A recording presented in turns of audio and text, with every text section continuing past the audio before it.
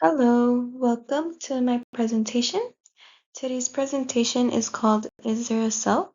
We'll explore identity through four philosophy lenses, one being David Hume, Immanuel Kant, Buddhist philosophy, and Simone de Beauvoir.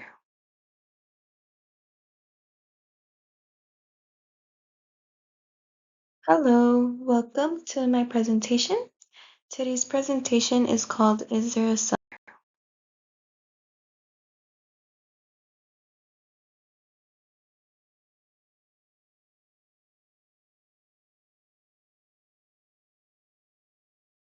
The question we're asking is there a stable, unchanging self, or is the self just an illusion? This matters not only for philosophy, but for questions about personal growth, mental health, technology, and responsibility. Today, we'll compare four views that offer radically different answers. Hume, an 18th century Scottish philosopher, argued that we have no experience of a stable self. Instead, we are just a bundle of fleeting perceptions. He famously said, "I can never catch myself without a perception." While this view is groundbreaking, it is also troubling. How can we have responsibility or continuity without a self?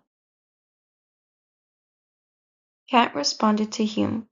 He believed we must assume a self, the transcendental unity of apperception, because our experience of the world wouldn't make sense otherwise. We organize sensations through a unified subject, but his concept of self is abstract and can't be directly experienced, which raises philosophical concerns. Buddhism teaches anatta, the doctrine of no self. According to the early teachings of Buddha, what we call a self is just a collection of five impermanent processes called skandhas. Clinging to the illusion of self leads to suffering.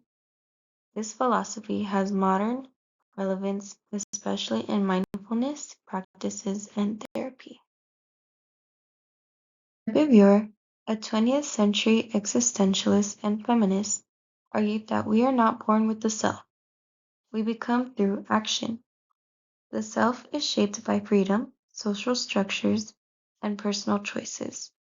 Her view is highly relevant today, especially in discussions of gender identity and self-expression in changing society. I find Simone de Beauvoir's view the most convincing. Her account allows us to be responsible and free while also recognizing that we are shaped by history, gender, and social context. It avoids the abstractness of Kant and the erasure of the self found in Hume and in Buddhism. These debates are not just academic. Today we construct identities through social media, encounter questions of AI personalhood, and work on ourselves in therapy. Whether or not we believe in a permanent self affects how we live, relate, and grow. So, in conclusion, is the self something we discover or something we build? We've seen Hume's skepticism, Kant's structure, Buddhism's detachment, and de Beauvoir's existentialism. I'd like to leave you with this reflection. Perhaps the self isn't a thing to find, but a life to shape. This slide here are the sources that inform today's discussion. Thank you for listening.